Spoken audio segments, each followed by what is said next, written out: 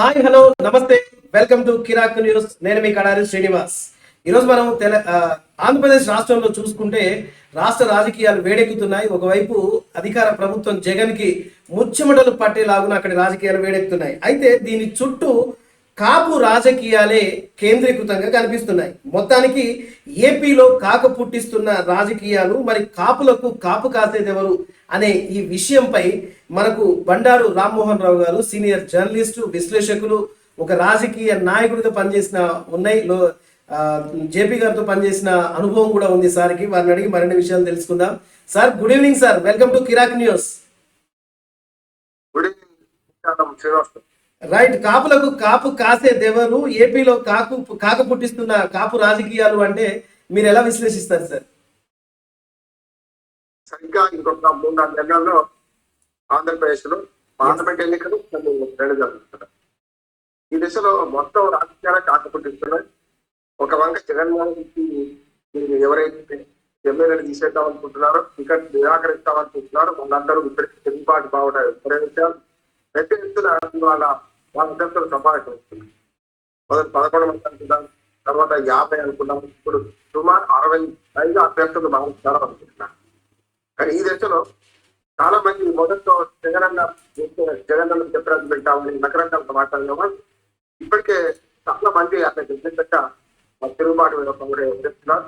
మన బాల్యాన్ని నుంచి నిన్న మనకు వచ్చే వాళ్ళ ముఖ్యమంత్రి గారు, అట్లా సారథి కూడా బాలసారథి గారు, ఇట్లా పైకి వచ్చిన వాళ్ళు వీళ్ళందరూ కూడా మిగతా వాళ్ళందరూ కూడా ఇప్పుడు వాళ్ళు ఉద్దేశించే ప్రయత్నంలో ఉన్నారు. కేసీఆర్ ఏదైతే పొరపాటు చేస్తే అది చేయొద్దు అనుకోని కేసీఆర్ అభ్యర్థులకు మార్చక నష్టపోయిందో, ఈ అభ్యర్థులు మారిస్తే బాగుపడతామని అనుకుంటున్నాను. ఒక రాష్ట్రం అంటే కాకపోతే ఏపీ రాజకీయాలు.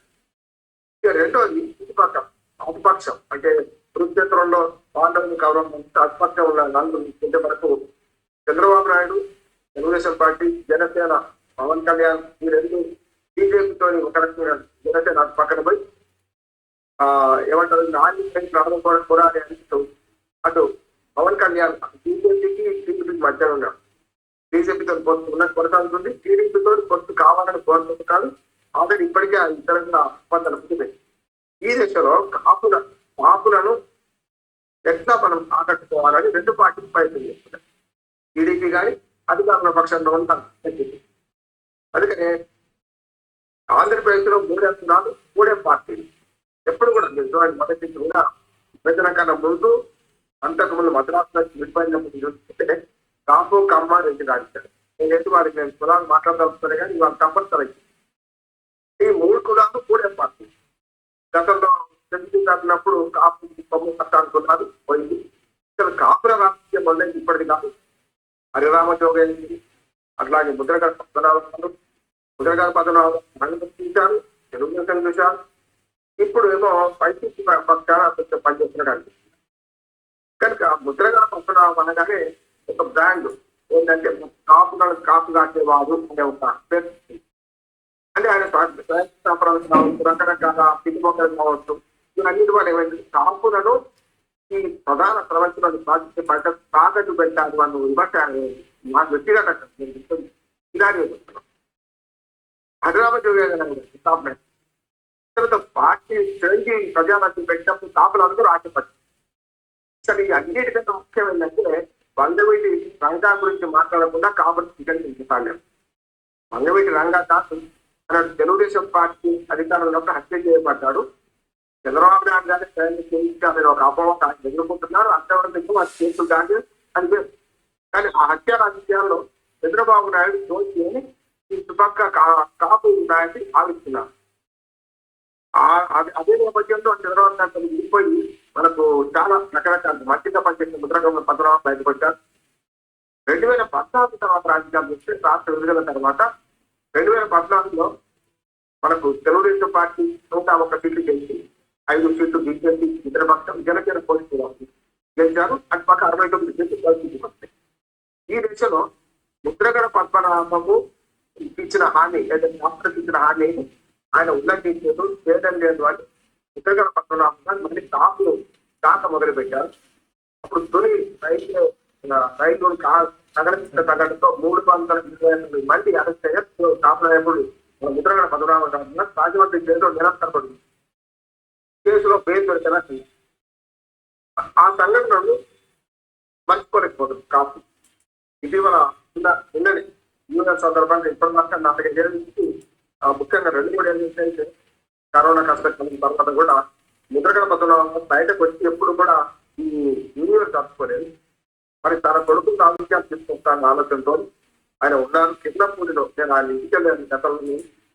ఆ కిర్లపూడి ప్రభుత్వ బంధు అనుకుంటున్న న్యూ ఇయర్ సందర్భంగా పెద్ద పార్టీ పెట్టిండు. చాలా మంది ఆయన అభిప్రాయాలు ఎక్కువ. అయితే వచ్చిన సందర్భంలో ఆయన మాట్లాడుతూ పవన్ కళ్యాణ్ పట్ల వ్యతిరేక వ్యాఖ్యలు డైరెక్ట్ చేయకుండా నర్మగర్భంగా తన కొడుకున్న రాజకీయాలు చూస్తామని చెప్పకుండా ఆయన పక్షం చేస్తూ కాపు రాజకీయాన్ని కాటగుర్తించారు. అయితే ఇందులో ఒక్కొక్క మాట చెప్పాలి. సార్ పవన్ కళ్యాణ్ గారు పార్టీ పెట్టకముందు చిరంజీవి గారు పార్టీ పెట్టినప్పుడు వీళ్ళందరూ సైన్యంలో ఉన్నారు. 16% ఓట్లు బడ్జెట్ సీట్లు వచ్చింది. ఎట్లా ఆంధ్రప్రదేశ్ లో 16, తెలంగాణ అప్పుడు అది ఉమ్మడి ఆంధ్రప్రదేశ్ ప్రాంతాల్లో 2 సీట్లు వచ్చాయి. 16, 18, 16% ఓట్లు వచ్చాయి. కానీ ఆయన ఏం చేశారు, ముఖ్యమంత్రి అవుదామని ఆశపడి కాలేదు కదా ఉమ్మడి ఆంధ్రప్రదేశ్ లో. కనుక అప్పుడు కాంగ్రెస్ ఆయన పార్టీ కనిపెట్టిండు. తమ ఎంపీగా కానిస్టేబుల్ గా పనిచేసింది. తర్వాత పవన్ కళ్యాణ్ రాజకీయాల కూర్చొని 2019 ముందెత్తి అట్లాగే తెలుగు స్టూడెంట్ మద్దతు ఇచ్చారు. ఆయన పోటీ చేయలేదు. కలిసి ఉంటే కలుసుకుంటాం అనే మాట నిరూపించారు. కాపు ఓట్లు కొంత పనిచేసి తెలుగుదేశం స్టూడెంట్ పనిచేసి. కానీ 2019 ఎన్నికలకు వచ్చే కన్నా ఎవరికి వారు ఏమన్నా చేయాలి. దీంట్లో వేరే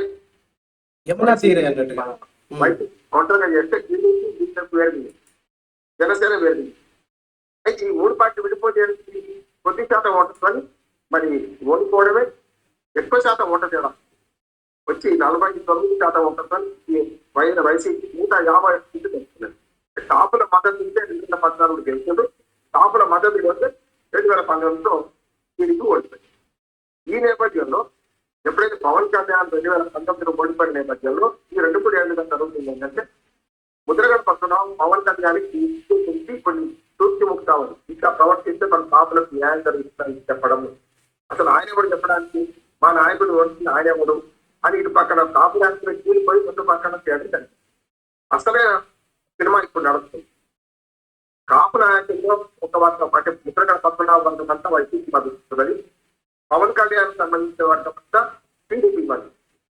అసలు వాళ్ళకి ఏదైతే ఏమంటున్నారంటే వైసీపీని ఓడించడమే మా చేయము అంటున్నారు. కానీ ఏంటంటే కాపు ఓట్లు తీర్చబడితే టీడీపీ నష్టపోతుంది, వైసీపీ లాభం. అసలు సంగతి ఏంటంటే వైసీపీ గవర్నమెంట్ కావాల్సింది ఏంటంటే ముద్రగడ పద్మనాభ రూపంలో పవన్ కళ్యాణ్ తీర్చేసి కాపుల ఓట్లు తీరిస్తే టీడీపీకి అయిన లాభం జరగకుండా ఇస్తే అప్పుడు నేను లాభపడతాననుకుంటాను. దానికి ముద్రగడ పద్మనాభం ఉపయోగపడుతుందని పవన్ కళ్యాణ్ వర్గం ఆరోపిస్తున్నారు. ఈ చౌరస్తానం మనం చూడాలి.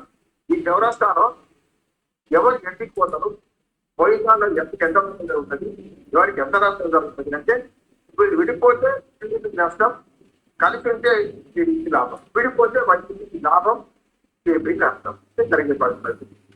Right, thank you sir. నిజానికి ఏపీ రాజకీయాలు చూసుకుంటే ఈ కమ్మ కాపు పైన అమ్మవారు కిందకు అమ్మవారు అన్నట్టుగా ఈ రాజకీయాలన్నీ చూసుకుంటే విడిపోతే ఏ విధంగా లాభ నష్టాల గురించి మీరు చాలా చక్కగా చెప్పారు sir. Thank you very much sir. Thanks a lot. మరొకసారి కిరాక్ న్యూస్ ఛానల్ ద్వారా మీకు మనస్ఫూర్తిగా కృతజ్ఞతలు తెలియజేస్తున్నాను sir. Thank you very much.